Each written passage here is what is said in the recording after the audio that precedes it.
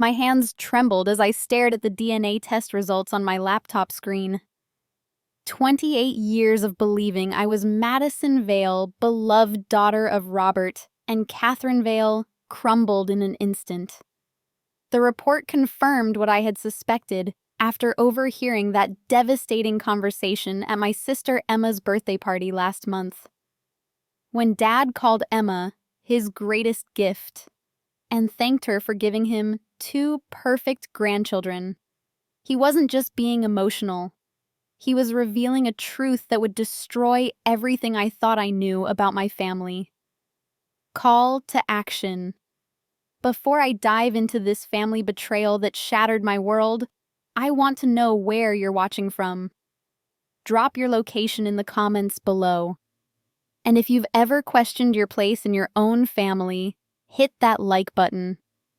Subscribe for more shocking family drama stories, because what I discovered next will make you question everything you think you know about blood loyalty and family secrets. The discovery began 3 months earlier during what should have been a routine visit to help Mom organize old photo albums. Catherine Vale. My mother had always been meticulous about family documentation, but lately, she seemed increasingly anxious whenever I offered to help with family records. That particular Saturday morning in September, she reluctantly agreed to let me assist her in the attic. As we sorted through decades of memories, I noticed something peculiar. Every photo from my first year of life showed me looking distinctly different from both parents and Emma.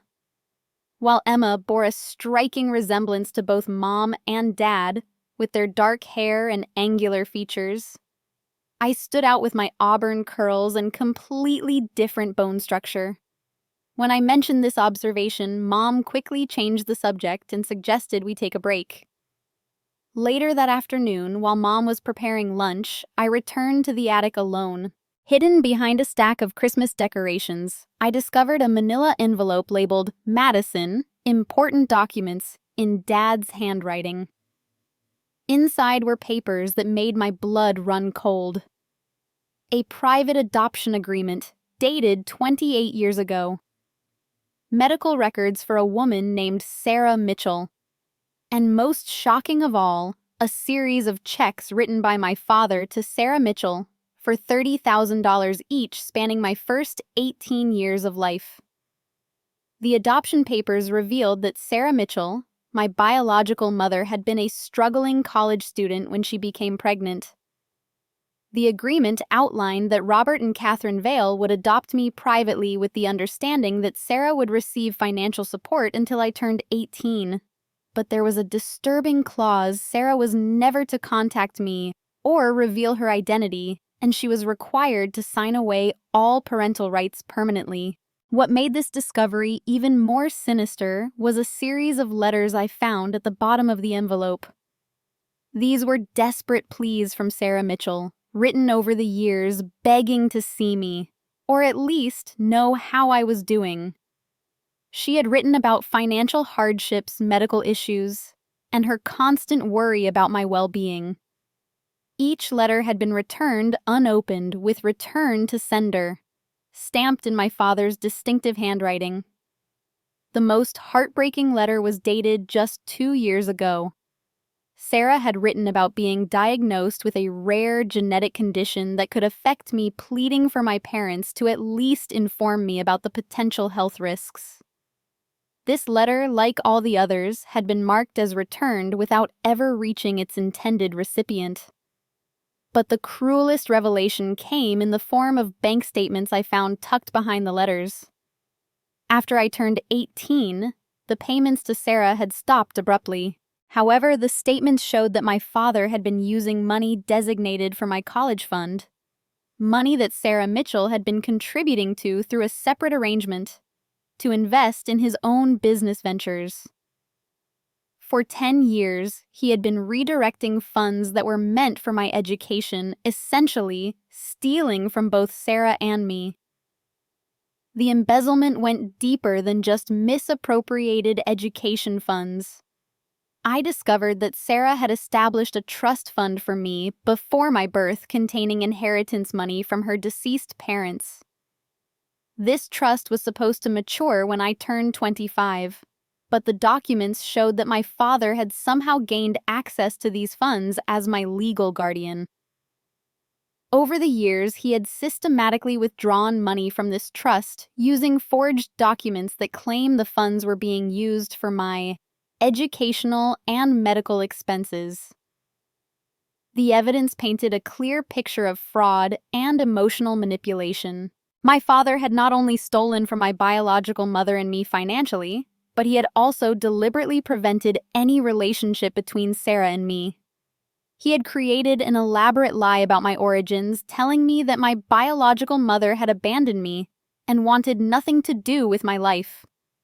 This fabrication had caused me years of feeling unwanted and questioning my self-worth. As I read through more documents, I found evidence of my father's manipulation within our own family dynamic. There were emails between him and Emma discussing how to handle the Madison situation if I ever started asking too many questions about my origins. Emma, who was 4 years older, had apparently known the truth about my adoption since she was 16, but had been sworn to secrecy by our father.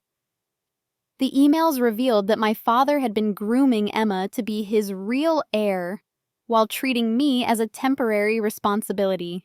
He had promised Emma that she would inherit the family business and the majority of his estate, specifically because she was his biological legacy.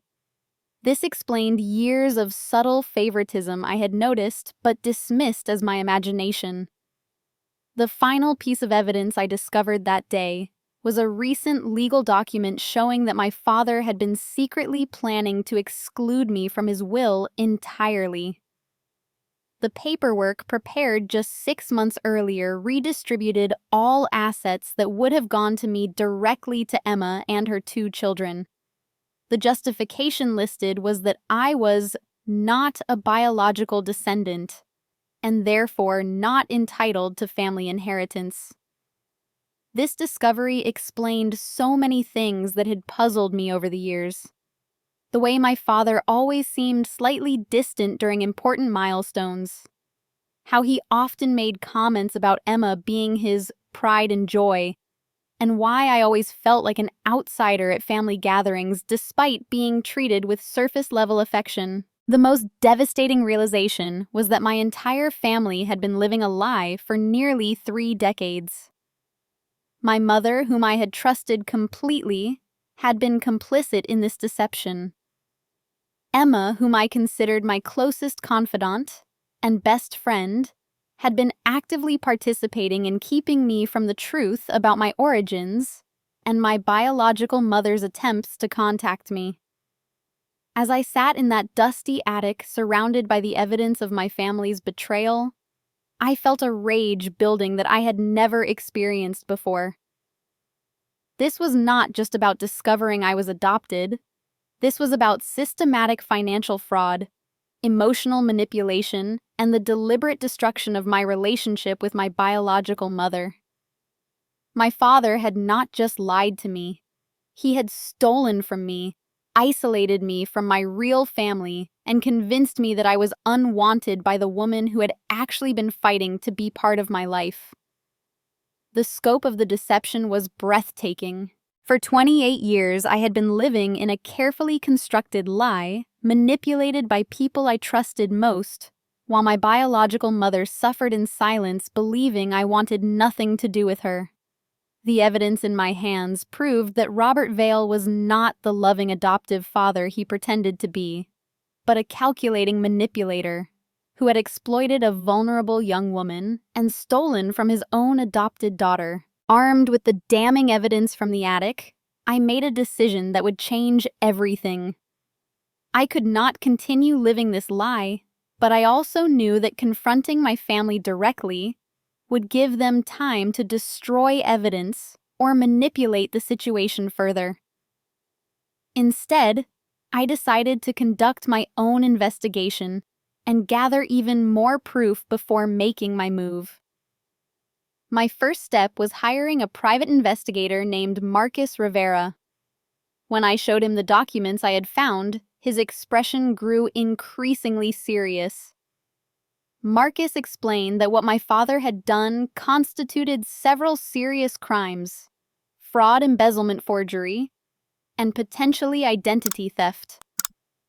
The systematic theft from my trust fund alone was worth hundreds of thousands of dollars over the years. Marcus helped me understand that I needed to approach this strategically.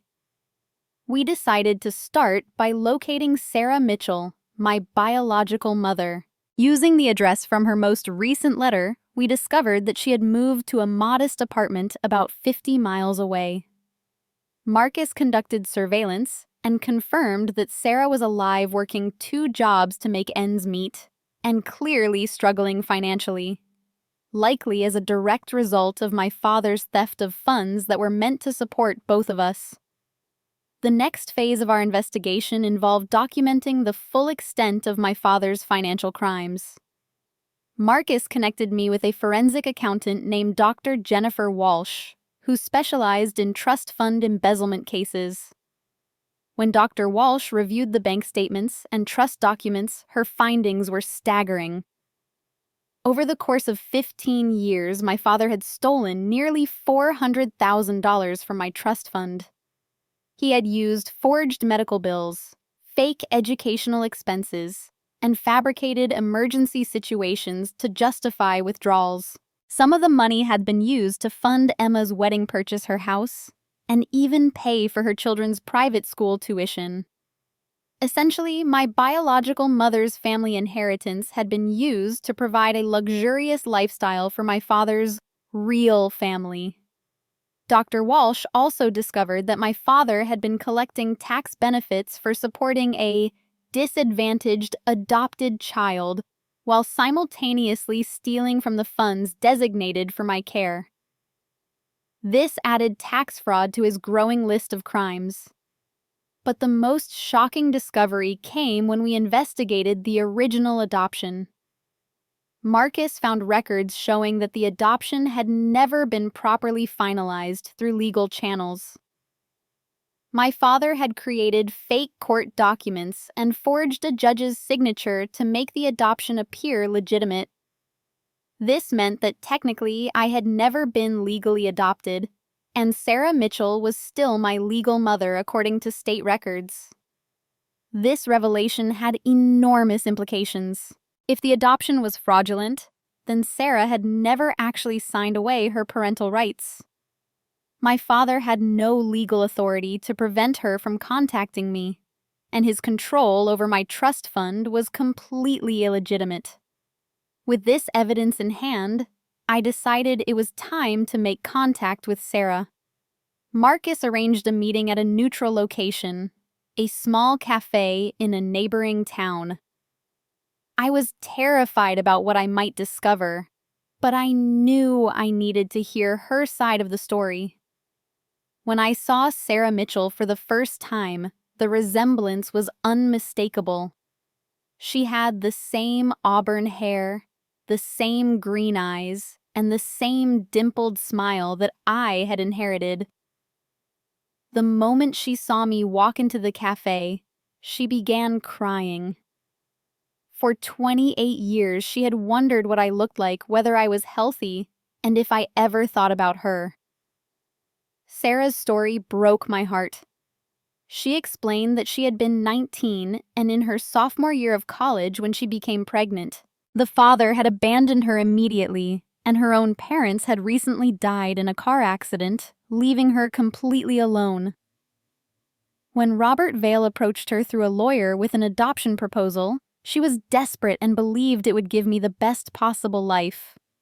But Sarah revealed that the original agreement had been very different from what I had found in those documents. She was supposed to receive regular updates about my well-being photos during holidays, and the option to have supervised visits once I turned 18. She had also established that trust fund specifically to ensure I would have money for college and starting my adult life, never intending for the adoptive parents to have access to those funds. When the payments stopped after my 18th birthday, and her letters began being returned, Sarah had tried to hire a lawyer to investigate. However, she discovered that the legal documents she had been given were fabricated, and she had no way to prove the original agreement existed. The lawyer she consulted told her that pursuing the case would be expensive and difficult without proper documentation. Sarah had spent years blaming herself for my apparent rejection, believing that I had chosen to cut her out of my life completely. She had struggled with depression and financial hardship, often working multiple jobs while wondering if her daughter was happy and healthy. The genetic condition she had mentioned in her recent letter was hereditary kidney disease that could potentially affect me, and her inability to warn me about it had been causing her tremendous anxiety. As Sarah and I talked, sharing 28 years of missed experiences, my rage toward my father intensified. He had not just stolen money or lied about my adoption. He had deliberately destroyed 2 lives and prevented a loving relationship between a mother and daughter. His actions had caused Sarah decades of pain and worry, while convincing me that my biological mother had abandoned me. During our conversation, Sarah mentioned something that would become crucial to my case. She still had copies of the original adoption agreement, including the real documents that outlined her rights and the trust fund arrangements. She had kept them in a safety deposit box, hoping that someday she might need them to prove her side of the story. When Sarah showed me these documents, the difference between them and what my father had kept was stark. The real agreement showed that Sarah was supposed to maintain contact rights. The trust fund was never meant to be accessible to my adoptive parents, and most importantly, the adoption was supposed to be finalized through proper legal channels with court oversight. This was the smoking gun I needed. With Sarah's original documents, Dr. Walsh's financial analysis, and Marcus's investigative findings, I had enough evidence to not only expose my father's crimes, but also to prove that he had never had legal authority over me in the first place. But I wanted more than just legal justice. I wanted my family to face the consequences of their betrayal in front of everyone who mattered to them. My father was a respected businessman in our community, and Emma was active in several social organizations. Their reputations meant everything to them, and I decided that their public exposure would be part of their punishment. I began planning what would become the most satisfying moment of my life, the complete and total destruction of their carefully crafted facade. But first, I needed to gather my allies and prepare for war. The weeks following my reunion with Sarah were a whirlwind of strategic planning and alliance building. I knew that taking down my father's elaborate deception would require more than just evidence. I needed people in positions of power who could ensure that justice would be served, and that my family could not manipulate their way out of consequences. My first major ally came from an unexpected source. Dr. Jennifer Walsh, the forensic accountant who had uncovered the extent of my father's financial crimes, introduced me to her colleague, Assistant District Attorney Patricia Hernandez. Patricia specialized in white-collar crimes and had a particular passion for cases involving exploitation of vulnerable individuals. When Patricia reviewed our evidence, she was immediately interested in pursuing criminal charges. The combination of fraud, embezzlement, forgery, and tax evasion represented exactly the kind of systematic financial crime that her office prioritized. But Patricia warned me that building a bulletproof case would require even more documentation and potentially cooperation from other victims. This led to our next major discovery. Marcus had been investigating my father's business dealings and found evidence that the trust fund embezzlement was not an isolated incident. Robert Vale had been serving as a financial advisor and trustee for several elderly clients, and there were suspicious patterns in their account activities as well. We contacted 3 of these clients and discovered that my father had been using similar tactics, forging documents to justify withdrawals, creating fake expenses, and gradually draining accounts while maintaining the appearance of legitimate financial management. 2 of these victims were willing to cooperate with the investigation, adding weight to the criminal case and establishing a pattern of fraudulent behavior. But I wanted more than just criminal prosecution. I wanted my father's reputation destroyed in the business community, where he had built his success on lies and stolen money. Through Dr. Walsh's connections, I was introduced to Rebecca Martinez, an investigative journalist who specialized in financial crime stories for a major regional newspaper. Rebecca was fascinated by the story, particularly the human interest angle of a woman discovering her entire life had been built on lies and stolen funds. She began conducting her own investigation, reaching out to my father's business associates, clients, and community leaders to gather additional information about his activities and reputation. During this process, Rebecca uncovered something that made the story even more compelling. My father had been featured in several local news articles over the years as a pillar of the community and a devoted family man who had selflessly adopted a child in need. These articles had been used to build his business reputation and attract clients who trusted him because of his supposed charitable nature. The irony was perfect. My father had built his entire public persona around the lie of being my savior, when in reality he had been systematically destroying my life and stealing from me for decades. Rebecca began preparing an exposé that would reveal not just his financial crimes, but the complete hypocrisy of his public image. Meanwhile, I was building alliances within my extended family and social circle. My father's sister, Aunt Linda, had always been suspicious of certain family dynamics, but had never had any proof to support her concerns. When I presented her with the evidence of my father's crimes, she was both shocked and vindicated in her long-standing doubts about her brother's character. Aunt Linda revealed that she had questioned the adoption story from the beginning because my father had been unusually secretive about the process and had refused to provide any details about my biological family. She had also noticed over the years that my father seemed to treat me differently from Emma, but she had assumed it was just personality differences rather than systematic favoritism. More importantly, Aunt Linda had maintained relationships with several family friends and community members who could serve as character witnesses to establish my father's pattern of manipulation and deception. She agreed to help coordinate their cooperation with both the criminal investigation and Rebecca's journalistic exposé. My next strategic move involved Emma's husband, David. I had always had a good relationship with David, and I suspected that he might not be fully aware of the extent of my father's manipulation. When I approached him carefully with some of the evidence, his reaction confirmed my suspicions. David was horrified to learn that Emma had known about my adoption and my biological mother's attempts at contact for over a decade without telling him. He was even more disturbed to discover that his children's private school tuition and their house down payment had come from money stolen from my trust fund. David's conscience would not allow him to benefit from stolen money, and he agreed to cooperate with the investigation.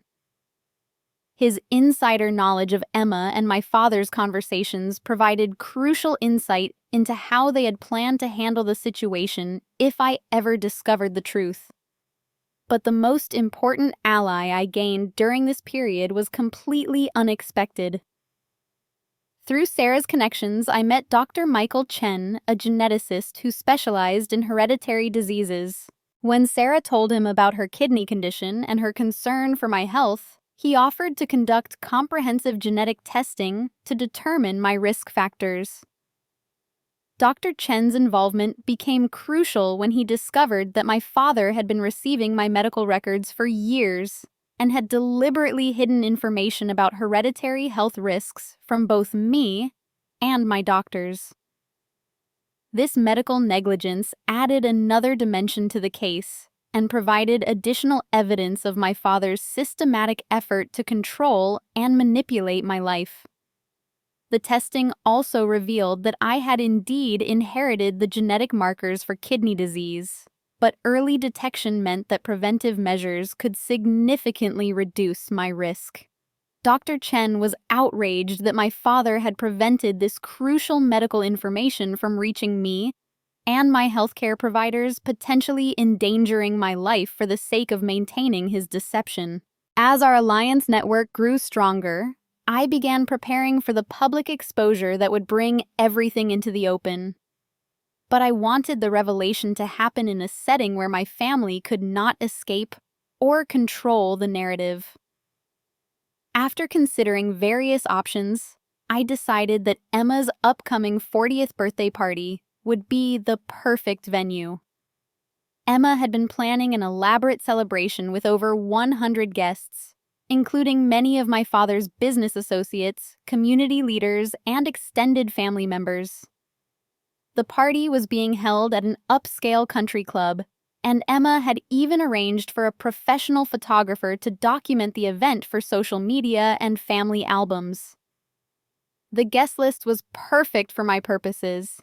It included several of my father's clients who had been victims of his embezzlement community members, who had praised him in those newspaper articles, and family friends who had known me since childhood, but had never known the truth about my origins. I began coordinating with my allies to ensure maximum impact. Patricia Hernandez arranged for law enforcement to be present at the party, ready to execute arrest warrants as soon as I gave the signal. Rebecca Martinez would be there as a guest, ready to document the confrontation and interview witnesses for her story. Dr. Walsh prepared a comprehensive presentation of the financial evidence, including charts showing exactly how my father had stolen from me and others over the years. Sarah would also be present, ready to tell her story and confront the man who had stolen her daughter and destroyed her life. But I knew that I needed one final piece of evidence to make the confrontation absolutely devastating. I needed proof that Emma was fully complicit in the ongoing deception and financial crime. Working with Marcus, we set up a situation where Emma would unknowingly reveal her involvement in front of witnesses. Marcus arranged for me to have a conversation with Emma about potentially investing in a business venture, while secretly recording the interaction. During this conversation, Emma made several statements that proved she not only knew about my father's embezzlement, but had been helping him hide evidence and plan for the possibility that I might discover the truth. The recording captured Emma discussing how they needed to manage the Madison situation and suggesting that they should transfer more assets before I could cause problems for the family. She also made disparaging comments about Sarah Mitchell, referring to her as that woman who keeps bothering Dad, and suggesting that I was lucky that my parents had rescued me from such an unstable situation. With this final piece of evidence, I had everything I needed to destroy my family's lies completely. The trap was set, the allies were in place, and the moment of truth was rapidly approaching. Emma's birthday party would become the stage for the most satisfying revenge of my life. The night before Emma's birthday party, I received a phone call that shattered my confidence and nearly destroyed everything I had worked so hard to build. The caller was David, Emma's husband, and his voice was shaking with what I initially thought was nervousness about the next day's plan. "Madison, I need to see you tonight," David said urgently. "There's something you need to know before tomorrow." We met at a 24-hour diner on the outskirts of town, far from anywhere we might be recognized. David looked terrible. pale, exhausted, and clearly conflicted about whatever he was about to tell me. When he finally spoke, his words hit me like a physical blow. "Emma knows," he said simply. "She's known about your investigation for weeks." My blood ran cold. "What do you mean she knows?" David explained that Emma had become suspicious when she noticed changes in my behavior and my sudden interest in family history. She had hired her own private investigator to follow me, and they had discovered my meetings with Sarah Dr. Walsh and Patricia Hernandez. Emma knew about the evidence I had gathered, the criminal investigation, and most devastatingly, she knew about our plan for tomorrow's party. But the betrayal went much deeper than I had imagined. David revealed that Emma had not been a passive participant in my father's deception. She had been the mastermind behind much of it. The favoritism I had attributed to my father's preference for his biological daughter was actually Emma's manipulation of the situation to secure her own inheritance and position in the family. "Emma convinced your father that you would eventually become a liability," David continued, his voice filled with shame. "She's the one who suggested cutting you out of the will completely. She's been planning to push you out of the family for years." The most shocking revelation was that Emma had been intercepting and destroying Sarah Mitchell's letters for the past decade. My father had actually wanted to allow some contact between Sarah and me when I turned 18, but Emma had convinced him that it would be too risky and could lead to legal complications. Emma had even gone so far as to hire a lawyer to research whether they could legally disown me, retroactively claiming that the fraudulent adoption gave them grounds to dissolve any family obligations. When that avenue proved impossible, she had begun planning to frame me for stealing from my father's business, creating a reason to cut all ties while making me appear to be the criminal. David's next revelation was even more devastating. He had been secretly recording conversations with Emma for months, trying to understand the extent of her manipulation.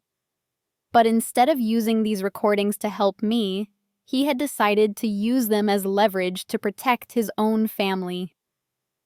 "I'm sorry, Madison," David said, avoiding my eyes. "But I can't let this investigation destroy my children's future. Emma has threatened to divorce me and take the kids if I don't help her stop you." David explained that Emma had already contacted my other allies with fabricated evidence designed to discredit me. She had created fake documents suggesting that I was mentally unstable and had been threatening the family for money. She had also convinced Aunt Linda that I was trying to destroy the family out of spite and jealousy over Emma's children. Most devastatingly, Emma had contacted Rebecca Martinez with a completely different story. She claimed that I was a troubled adopted child who had never adjusted properly to family life and was now trying to extort money from my parents with false accusations. Emma had provided Rebecca with fake medical records, suggesting that I had a history of delusional thinking and manipulative behavior. The trap I had so carefully prepared had become a trap for me.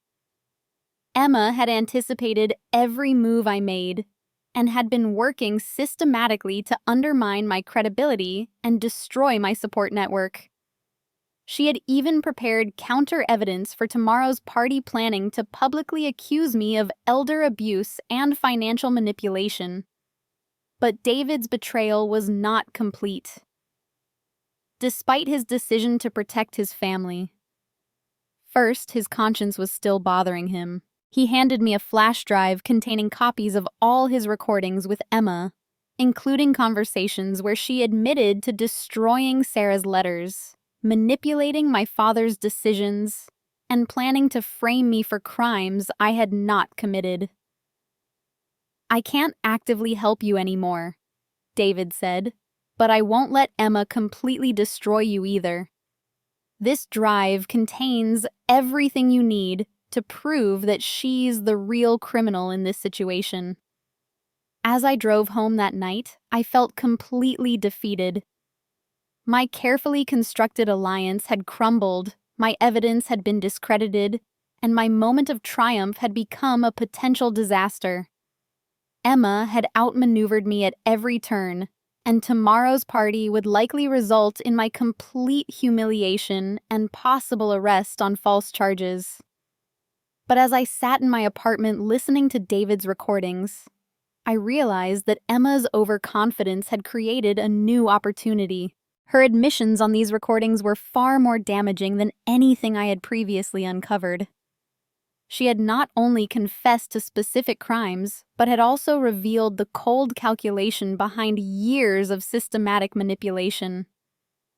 In one recording, Emma discussed her long-term plan to drive me to a mental breakdown, believing that if I appeared unstable enough, no one would believe any accusations I made against the family. In another, she talked about forging my signature on documents that would make it appear that I had been stealing from my father's business for years.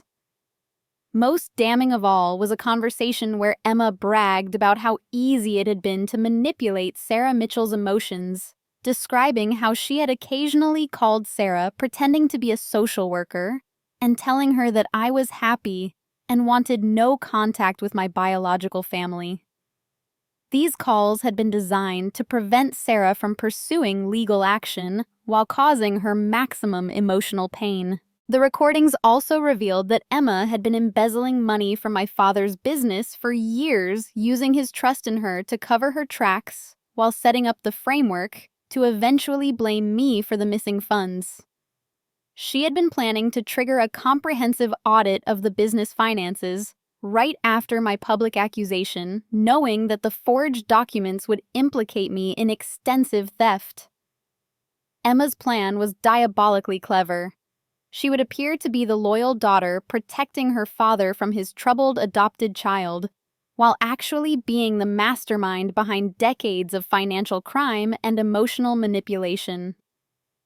But Emma had made one crucial mistake. Her overconfidence in her manipulation of David had led her to reveal far more than she realized. The recordings contained specific details about hidden bank accounts, forged documents, and ongoing criminal activities that I had not even suspected. As dawn approached, I realized that Emma's betrayal had actually given me a much stronger case than I had before. While I had lost some allies, I had gained evidence of crimes that were far more serious and recent than my father's historical embezzlement. The question now was whether I could rebuild my strategy in time for the party, or whether Emma's head start would allow her to destroy me completely before I could expose the truth about her own criminal empire. In the early hours of Emma's birthday morning, I sat in my kitchen with David's flash drive and a cup of coffee that had long grown cold. The recordings were devastating, but I needed help from someone who could not be manipulated or intimidated by Emma's tactics. That's when I remembered Dr. Chen mentioning his colleague, FBI Special Agent Sarah Rodriguez, who specialized in complex fraud cases involving medical records manipulation. Dr. Chen had mentioned Agent Rodriguez in passing when discussing the medical negligence aspects of my case. Unlike my other allies, she had no personal connection to my family and would be immune to Emma's psychological manipulation. At 6 a.m, I called Dr. Chen and explained my situation. Within 2 hours, Agent Rodriguez was sitting in my living room reviewing the evidence with the analytical precision of someone who had seen every type of financial fraud imaginable. Her assessment was immediate and decisive. "This is federal jurisdiction," she said after listening to key portions of David's recordings. "Mail fraud, wire fraud across state lines, and falsification of federal tax documents. Your sister has committed multiple felonies, and the recordings provide clear evidence of ongoing criminal enterprise." Agent Rodriguez explained that Emma's manipulation of medical records and her impersonation of social workers constituted identity fraud under federal law. The recorded conversations where she discussed manipulating my father's business finances revealed a pattern of elder abuse and exploitation that fell under federal guidelines for prosecuting financial crimes against vulnerable adults. But Agent Rodriguez brought something even more valuable than federal jurisdiction. She brought resources. Within hours, she had assembled a team that included computer forensics specialists, financial crimes analysts, and psychological evaluation experts who could assess the credibility of witnesses who had been manipulated by Emma's false narratives. The FBI team's first breakthrough came when they analyzed Emma's electronic communications. Her attempts to discredit me had left a digital trail that revealed the systematic nature of her manipulation campaign. They found emails where she had coordinated her false stories, text messages where she had coached other family members on what to say to investigators, and most damning of all evidence that she had been hacking into my father's email account for years. The computer forensics team discovered that Emma had been using keylogger software to monitor my father's communications, giving her advance warning of any suspicious inquiries about the family's finances. This explained how she had been able to intercept and destroy Sarah's correspondence so effectively. She had been reading my father's emails before he even saw them. Agent Rodriguez's team also uncovered evidence that Emma's criminal activities extended far beyond my family. She had been running a sophisticated identity theft operation using information from my father's elderly clients to open credit accounts and take out loans in their names. The money from these fraudulent accounts had been funneled through a complex network of shell companies that Emma had created using falsified business registrations.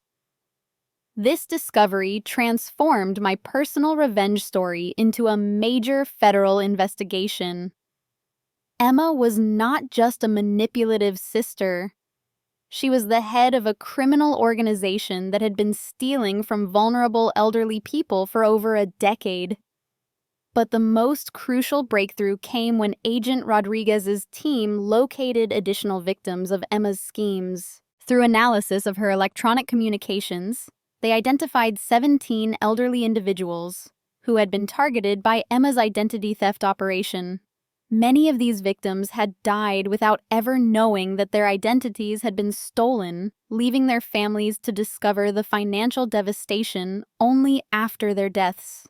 One of these families, the Washingtons, became key allies in exposing Emma's crimes. Their elderly father had been one of my father's clients, and they had been puzzled by financial irregularities they discovered after his death. When Agent Rodriguez contacted them with evidence of Emma's identity theft, they were eager to cooperate with the investigation. Mrs. Washington provided crucial testimony about how Emma had manipulated her father during his final years, convincing him to change his will and trust arrangements in ways that ultimately benefited Emma's shell companies. This pattern of elder abuse provided a clear template for understanding how Emma had been manipulating my father's decisions about my adoption and inheritance. Agent Rodriguez also brought in Dr. Lisa Patterson, a forensic psychologist who specialized in evaluating manipulation and coercive control in family settings. Dr. Patterson's analysis of the recorded conversations revealed sophisticated psychological manipulation techniques that Emma had been using not just on me and my father, but on David, her children, and extended family members. Dr. Patterson's evaluation provided crucial context for understanding how Emma had managed to maintain control over so many people for so long. Her report detailed specific manipulation tactics, including gaslighting triangulation, financial dependency creation, and systematic isolation of potential threats to her control. The psychological evaluation also revealed that Emma's treatment of me fit classic patterns of scapegoating in dysfunctional family systems. Emma had deliberately positioned me as the family problem to deflect attention from her own criminal activities, while simultaneously ensuring that any accusations I made would be dismissed as the complaints of a troubled family member. Agent Rodriguez's investigation also uncovered the true extent of my father's victimization. While he was certainly complicit in the original adoption fraud, the evidence showed that Emma had been manipulating and controlling his decisions for at least 15 years. My father, now in his 70s, showed signs of cognitive decline that Emma had been exploiting to gain access to his finances and decision-making authority. This revelation complicated my feelings about my father's role in the deception. While he was still responsible for the original crimes against Sarah and me, it became clear that Emma had been using his guilt and confusion to maintain control over the family's narrative and finances. The most satisfying discovery came when Agent Rodriguez's team found evidence that Emma had been planning to fake my father's death to gain complete control of his estate. They uncovered research she had conducted into untraceable poisons, falsified medical records she had prepared, and even a draft obituary she had written that painted her as the devoted daughter who had sacrificed everything to care for her aging father. This evidence of planned murder elevated the case to an entirely different level and ensured that Emma would face the most serious possible charges. Agent Rodriguez assured me that with this evidence, Emma would likely spend the rest of her life in federal prison. But Agent Rodriguez wanted more than just Emma's conviction. She wanted to use this case to expose and dismantle the entire network of professionals who had enabled Emma's crimes. This included lawyers who had processed fraudulent documents, financial advisors who had ignored obvious red flags, and medical professionals who had falsified records. As Emma's birthday party approached, I realized that my personal revenge had evolved into something much larger and more significant. Agent Rodriguez's investigation would not just expose my family's lies. It would protect countless other vulnerable individuals from becoming Emma's victims. The party was no longer about my personal vindication. It was about bringing down a criminal enterprise that had been destroying lives for over a decade. Emma's 40th birthday party began exactly as she had planned. Elegant decorations, perfectly catered food, and over 100 guests celebrating what they believed was a beloved community member's milestone birthday. Emma looked radiant in her designer dress, playing the role of the gracious hostess, while internally preparing to destroy my credibility and reputation forever. I arrived at the country club with Agent Rodriguez and her team positioned strategically throughout the venue. Sarah Mitchell was seated at a corner table, no longer the broken woman who had been manipulated for decades, but a confident mother ready to reclaim her relationship with her daughter. Dr. Walsh had prepared visual presentations of the financial evidence, while Rebecca Martinez was ready to document every moment of Emma's downfall. But this time, I was not walking into Emma's trap. She was walking into mine.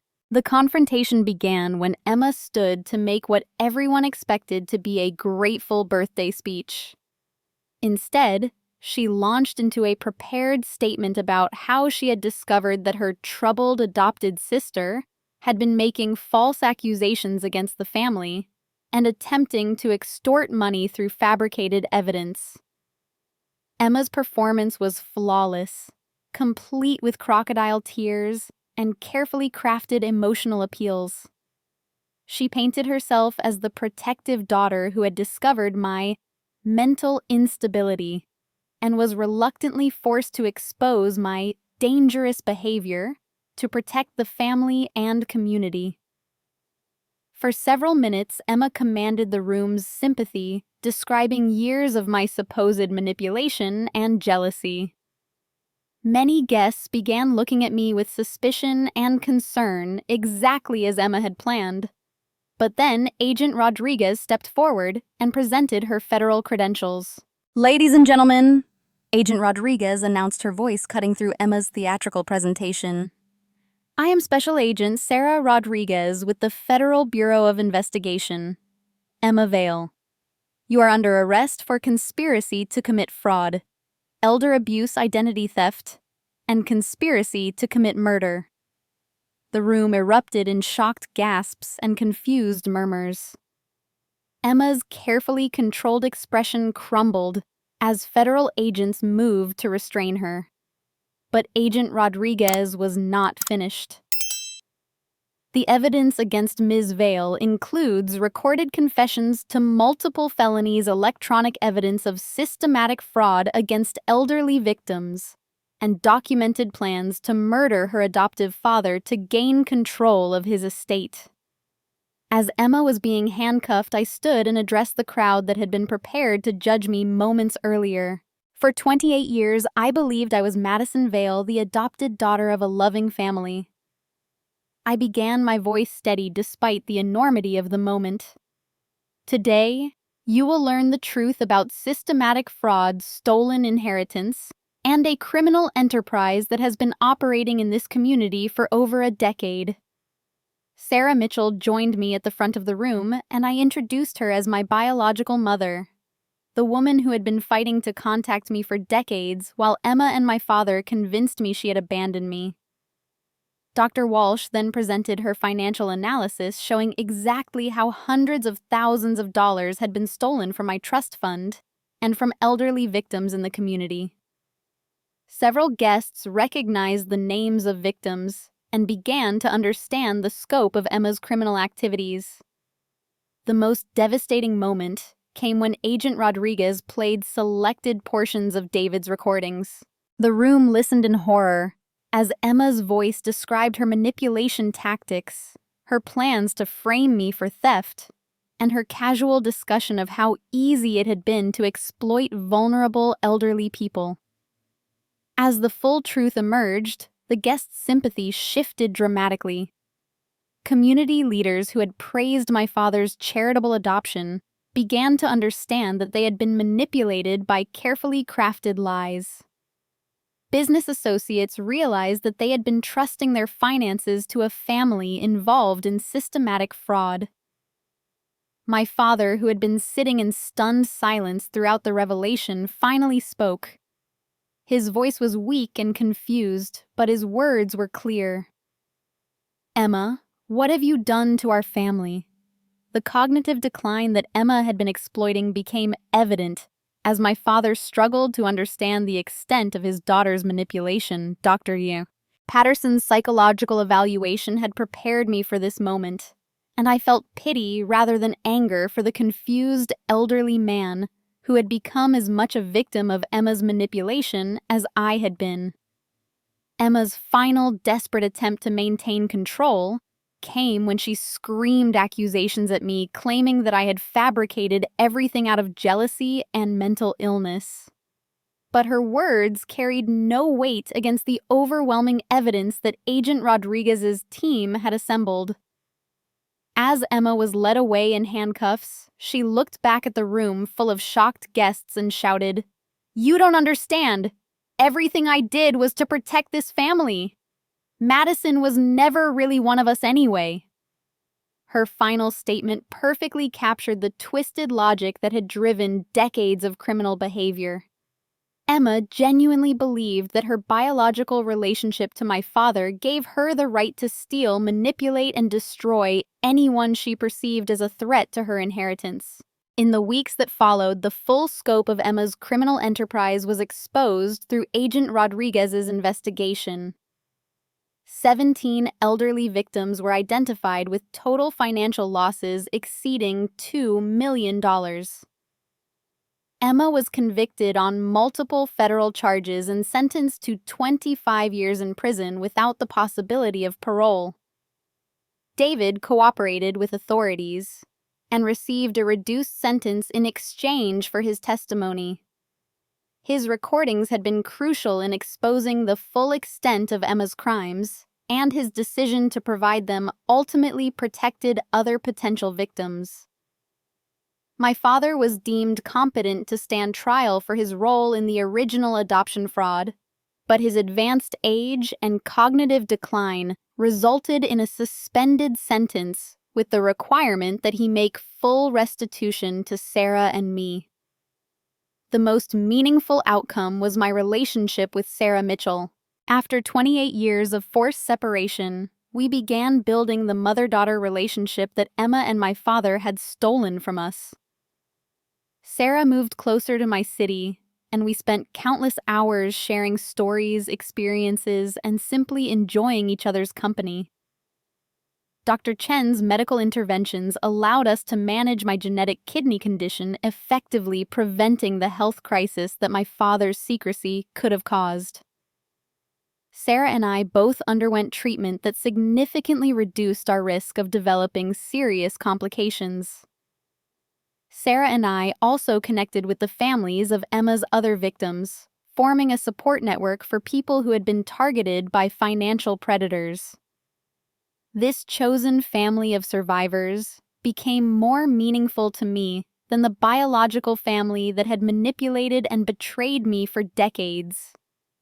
The trust fund that had been stolen from me was fully recovered, along with significant additional compensation from the criminal restitution process. But more importantly, I had recovered my identity, my relationship with my biological mother, and my sense of self-worth.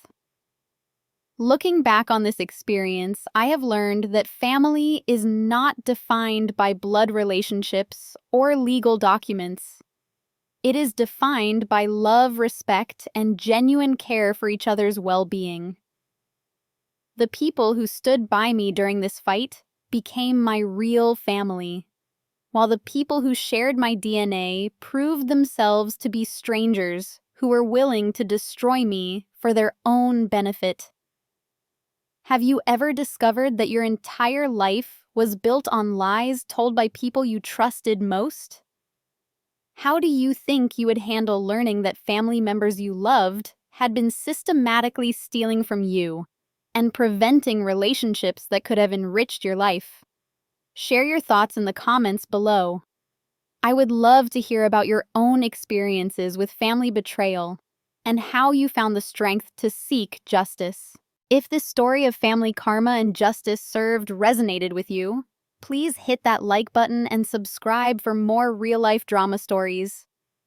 Share this video with anyone who needs to know that sometimes the people closest to us are capable of unimaginable betrayal, but that truth and justice can prevail even against the most sophisticated manipulation. Thank you for joining me on this journey from deception to truth, from stolen identity to reclaimed family, and from victimization to empowerment. Remember that no matter how powerful manipulative people seem, evidence and persistence can expose even the most carefully constructed lies. The greatest lesson I learned is that chosen family built on honesty and mutual support will always be stronger than biological family built on lies and exploitation. Sometimes the greatest gift life can give you is the courage to walk away from toxic people, even when they share your DNA, and the wisdom to recognize real love when you finally find it.